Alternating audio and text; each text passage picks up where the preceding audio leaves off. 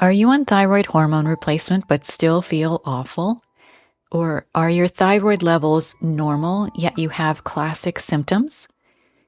Do you feel like you've tried everything and don't know what to do next? Do you wonder how you can get to the true root causes of autoimmunity or functional hypothyroidism? Are you holding out for a natural way to resolve your symptoms? Well, you're in the right place. Welcome to the Heal Your Thyroid podcast. I'm Madeleine Lowry, a neural retraining specialist and founder of Twin Cities Neural Retraining. I work with clients in virtual sessions to resolve the hidden sources of stress behind chronic health issues, including thyroid function. In this episode, I'm going to talk about another factor besides trauma that creates stress at a subconscious level and how it can set us up for chronic health issues, including low thyroid function. In the last couple of episodes, we explored the impact of unresolved sources of stress and how prolonged exposure to stress leads to the cell danger response and cellular hypothyroidism, which is essentially impaired uptake of thyroid hormone at the cellular level. And this is why we can continue to have hypothyroid symptoms even on thyroid replacement hormones.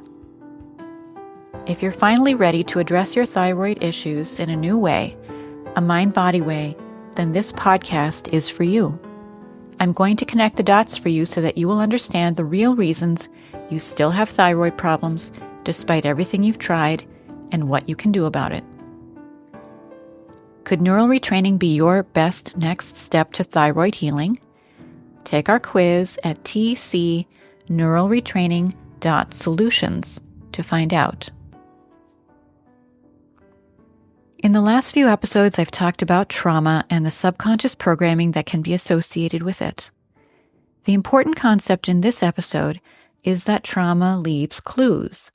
Those clues can range from phobias to hypervigilance, perfectionism to eating disorders, anxiety to panic, compulsions to ADD, and many other conditioned behavior patterns that you may have thought were an unchangeable part of your personality. It's really all about stress, including hidden sources of stress, because unresolved trauma changes how the nervous system works and changes our neural patterns and how we cope with stress afterwards. This subconscious programming, which you may not be aware of, is linked to the trauma memory or memories, and when we resolve the emotional intensity around those memories, we can often observe changes in our response to stress. Let's talk about the most common coping strategies for dealing with stress. These are common personality traits, and they are significant because each one contributes to an emotionally repressive coping style and patterns of suppressing our own emotions while putting other people's needs, wants, or expectations above our own. Over time, this adds to the overall accumulation of subconscious stress that is a key risk factor for chronic health issues, including low thyroid function. Perhaps you'll see yourself in some of the most common personality traits I see in my practice. You're a people pleaser, a perfectionist, a conflict avoider, a fixer, overly responsible or self-reliant, or a worrier. Maybe you recognize a combination of these traits in yourself, or maybe you have all of them. These are important clues to the true root causes of your chronic illness, so pay attention to them. Each of these coping strategies for dealing with stress takes us away from ourselves and our own experience and away from our authenticity, which is an important concept that I will talk about more in another episode. Dr. John Sarno talked about the plight of the perfect and the good in his books about chronic back pain. He was a back pain specialist for more than 40 years at the Rusk Institute of Rehabilitative Medicine at NYU, and he believed that mind-body methods were more impactful for his patients than physical therapy, meds, or surgery, a point of view that did not win him any love from his colleagues. Still, he helped tens of thousands of patients resolve debilitating pain, and in the later part of his career, he wrote about how the same patterns played a role in so many chronic conditions, from autoimmune and cardiovascular conditions to Lyme disease and cancer. Though best known for his work on chronic back pain, his last two books were about in his words, physical disorders caused by repressed unconscious feelings. His ideas were based on decades of successfully treating an emotionally induced physical disorder he called tension myositis syndrome, TMS, and later renamed to the mind-body syndrome.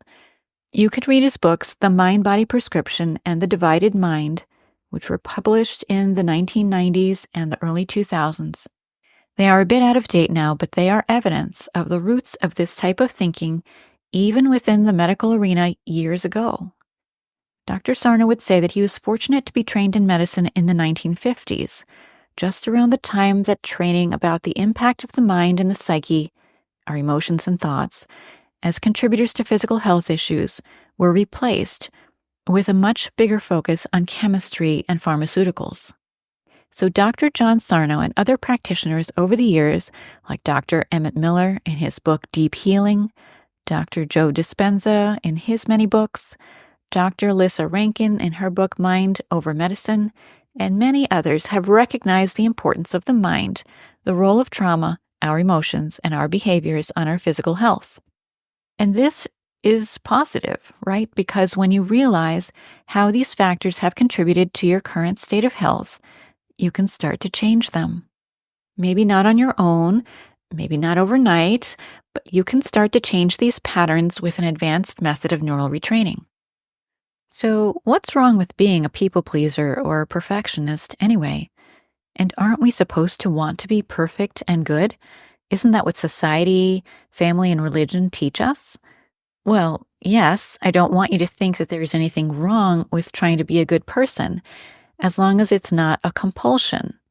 There's a difference between doing good things or being a good person of your own free will, of your own choosing for your own reasons, and out of your own authenticity. And then there's the compulsion born of trauma, the inability to say no, the inability to hold your own needs and wants as a priority that is at least as important as the other person's. That's the problem, because that person in that moment is denying self. And that is a stressful way to live. Over time, that leads to an accumulation of hidden stress in the subconscious mind and impacts your health. What's interesting is that we have a saying in our culture that holds a lot of truth to it: the good die young. This saying reflects an understanding that being too good isn't always good for us. Again, I'm not suggesting that an extreme personality change is required to resolve your health issues. I'm just saying that many of my clients are on one end of a spectrum and need to move more to the middle, more towards balance. Let me tell you about another book, The Type C Connection, which describes a mind-body link to cancer and health problems. It was written by Dr. Lydia Temoshuk, a psychiatrist researching the role of the mind in cancer. She was hired by two doctors at a San Francisco melanoma clinic in the 1970s who had observed that their melanoma patients handled stress in an oddly similar fashion. Dr. Temoshuk dedicated months interviewing these patients and found many similarities in their coping styles. They were accommodating to a fault. These were people who were undergoing treatments for aggressive cancers and were dealing with difficult prognoses, yet they all agreed to be interviewed repeatedly, sometimes skipping lunch or missing rides home. They seemed to be people pleasers to the extreme. Many of them were more concerned about the impact of their cancer on family members than on themselves. They seemed to be unaware of or numb to their own feelings and much more in tune with the distress their condition was causing others. Dr. Temoshuk came to call this the Type C personality, a tragic personality blueprint, as she put it, that aligned with development of malignant cancers. Overly accommodating, unable to say no, and cut off from their own emotions. This is not to say that their personality caused their malignancies, but rather was a contributing factor to susceptibility and severity. You may recall that the Type A personality is aggressive, assertive, and ego-driven. and that this is a personality type that aligns with heart attacks and cardiovascular issues. The Type C personality is self-sacrificing, overly accommodating, and just generally too nice, and this aligns with the development of cancer and autoimmune conditions.